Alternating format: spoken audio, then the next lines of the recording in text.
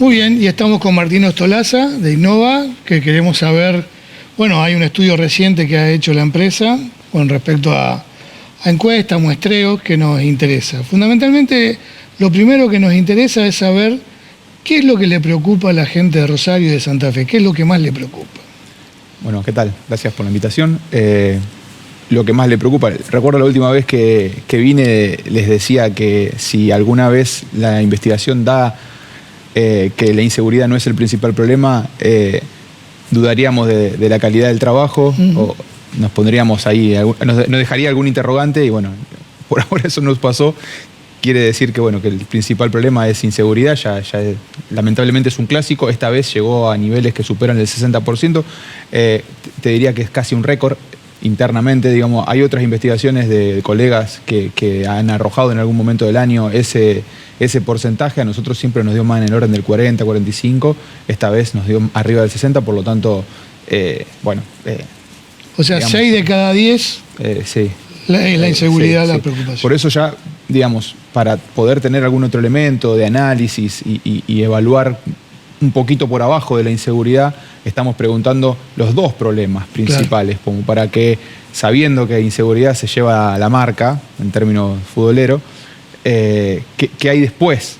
Y ahí ya compiten con bastante paridad narcotráfico e inflación, que tampoco, digamos, si uno está manejando información, consulta medios, y no se sorprende. No, claro. ¿Sí? Está el narcotráfico más vinculado, sí, al primero, digamos. Claro, bueno, si haces ese ejercicio también, que bien vale la pena, digo, porque tampoco están tan alejados uno del otro, digo, si sumás inseguridad más narcotráfico, ya te vas al orden del 80%, digo. Claro.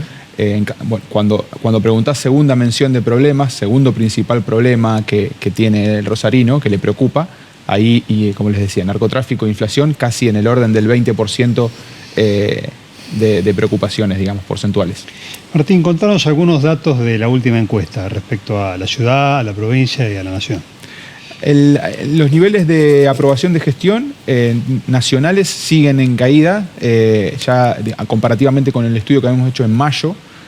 Es el único nivel de gobierno que cayó por debajo del 30%, que también condice con otras investigaciones en otras zonas de la provincia y con investigaciones nacionales, digamos, con encuestas nacionales. El gobierno de Alberto Fernández tiene un nivel de aprobación que está en el orden del 30% o por debajo del 30%, que es niveles bajísimos. Creo que, si mal no recuerdo, casi con seguridad, el gobierno de Mauricio Macri no terminó con esos niveles, el gobierno de Cristina Fernández de Kirchner no terminó con esos niveles. También me animo a decir que puede llegar a ser una especie de récord de desaprobación el gobierno de Alberto Fernández. Ahí tengo una interrupción, porque la imagen del gobierno de Alberto Fernández cae permanentemente. En algunas encuestas es como que la imagen de Cristina Kirchner permanece o sube, y esa sensación la intención de despegue que ella hace cuando en un tuit escribe el gobierno tal cosa, y es su gobierno. Sin duda.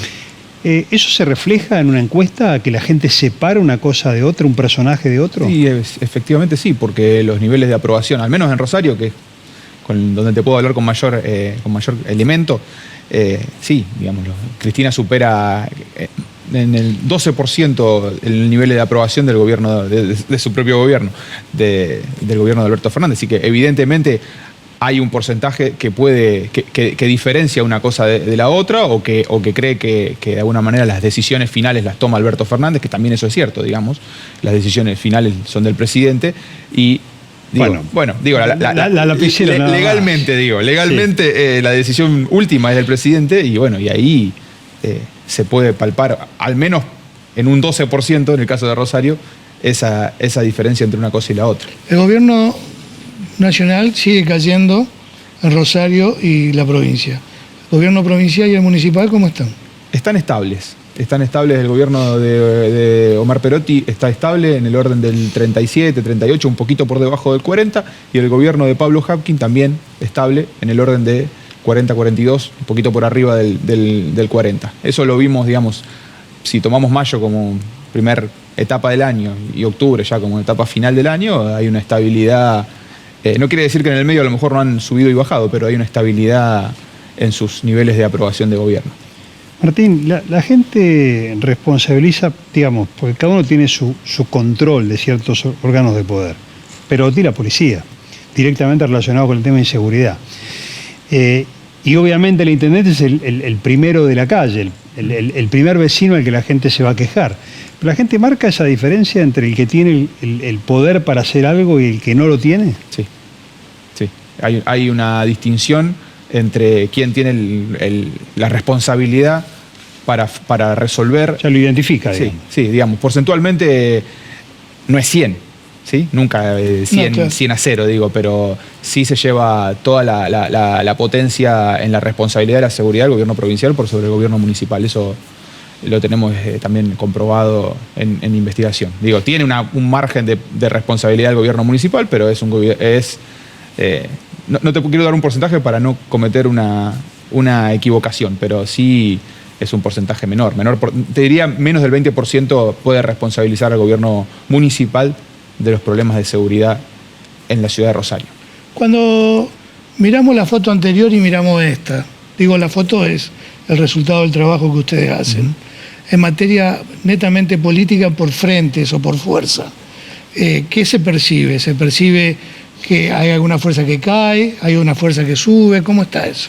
Digo, Frente de Todos, Frente Progresista, el Frente Juntos. En Rosario vemos un escenario, digamos, donde el peronismo se mantiene estable, que condice con las últimas elecciones, 2019, 2021 al menos. El peronismo estuvo a muy poquito de poder gobernar esta ciudad en 2019, de ganar las elecciones legislativas en el 2021 por 1,5 puntos en el 2019 y también en el orden de 1,5 puntos en el 2021.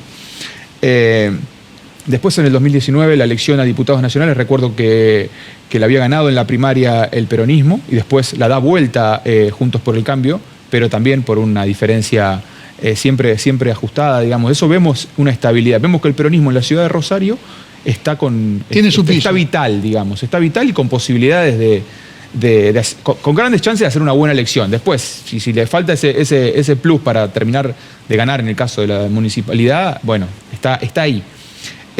Lo mismo para Juntos por el Cambio, digamos. Sí vemos a lo mejor, al menos en términos de marca, de marca partidaria, sí vemos un retroceso de parte del Frente Progresista en la ciudad de Rosario. ¿Y a nivel provincial? A nivel, no tengo encuestas, no hemos hecho recientemente encuestas a nivel provincial, pero en Ciudad de Santa Fe, por ejemplo, que son, Ciudad de Santa Fe, Ciudad de Rosario, ahí también se da esta misma lógica. A lo mejor Juntos por el Cambio, a la inversa de Rosario, por encima del Frente de Todos, pero sí esos dos partidos y en tercer lugar Frente Progresista.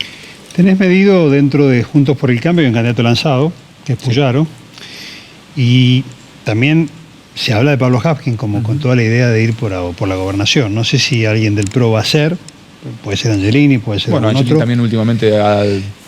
¿Cómo están viviendo ellos? Puyaro tiene una intención de voto sólida, se puede decir. ¿Medís a Lozada? En Lozada la medimos, vimos que Lozada tenía una intención de voto, tiene una buena intención de voto, tiene una buena capacidad electoral. En la ciudad de Santa Fe no marca la diferencia que marca tal vez en Rosario. Creo que últimamente también ha cometido ha tenido algunos ahí dificultades, digo, en términos políticos. Errores. En términos, sí. Después, en términos de opinión pública, uno duda si definitivamente fueron errores o no, digo, pero bueno, cosas que antes no le sucedían, ahora ya de lleno en el ámbito de la gestión, por fuera de lo electoral. Hay un foco puesto también en las cosas que dicen. Sí, claro. Eso también pasa cuando vos tenés un nivel de protagonismo público, obviamente las equivocaciones se resaltan más. Lo que vemos es un Puyaro estable, incluso en algunos lugares crece. Un Hapkin que tiene una intención de voto aceptable, obviamente, en la ciudad de Rosario, pero se diluye por fuera de la ciudad de Rosario. A medida que te vas alejando de Rosario, se va diluyendo. En Ciudad de Santa Fe tiene una intención de voto muy débil. Y Lozada tiene una buena intención de voto, como les decía. El tema es que, tampoco sabemos, digamos, un poco la suerte de Juntos por el Cambio, del Frente de Frentes, digo, está supeditada un poco a que haga Losada, digamos. Si y en el Frente de Todos... Si compite o no compite. Y en el Frente de Todos sigue siendo Lewandowski el nombre... Sí, el Frente de Todos, no hay duda, digamos, que si los nombres...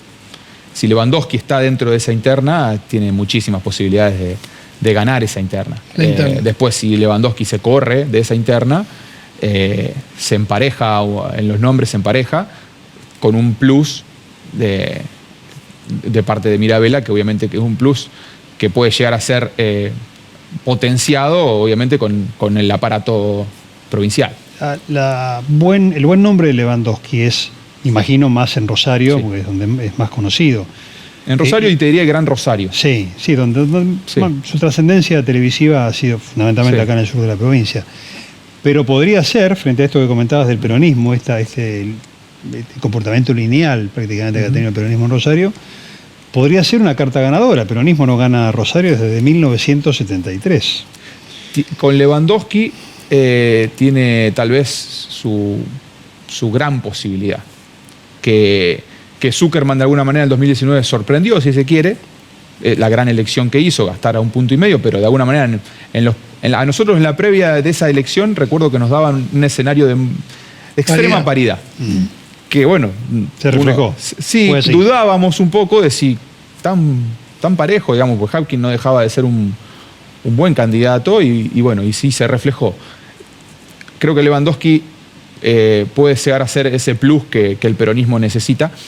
De todas maneras, me parece que el peronismo, para ganar la ciudad, necesita de una interna competitiva. Si ese ejercicio lo hace, digo, competitiva no me refiero a 15 candidatos, 10 candidatos, como suele pasar. Digo, que haya por lo menos 2 nombres fuertes, eso me parece que los pone en la antesala de un triunfo electoral. Digo, un escenario de internas de Lewandowski y Zuckerman le da una potencia a esa interna que lo pone en la antesala de...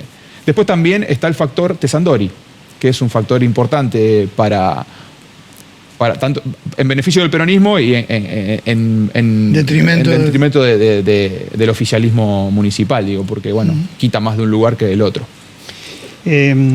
Ha vuelto al escenario de encuestas, porque también se le está dando mucha más importancia a sus declaraciones, un Milei que había bajado notablemente, quizás también por algunos errores que cometió, ¿no? ¿Cómo ves ese voto? ¿Es votante joven? ¿Sigue el votante antipolítica? ¿Está el que vota por sus ideas? ¿Cómo te refleja eso en las encuestas? Primero eso, hubo a mitad de año una merma producto de sus declaraciones, digamos, al borde de lo legal hasta incluso, digo, en términos de cuestiones que no tienen que ver con su expertise, que es el aspecto económico. Se corrió de ahí, empezó a hablar de todo. Otras cosas. Y ahí se notó rápidamente. Cuando dejó de hacer eso, se volvió a recuperar y volvió a estar en el tercio, digamos. Hoy en términos al menos en encuestas, son 3 tercios. ¿Sí? Son 3 tercios nacionales, porque ya Milei está en el orden del 20, 20 y pico, hay encuestas donde el Frente de Todos también está en el orden del 20, 20 y pico, Juntos por el Cambio un poco por encima de eso, más en el orden del 30 si se quiere, entonces ya digamos, y si se mantiene, si no hay nuevas equivocaciones, todo hace indicar que podría ir a un balotaje, tranquilamente. Sí, hoy las posibilidades están. Después, en términos de su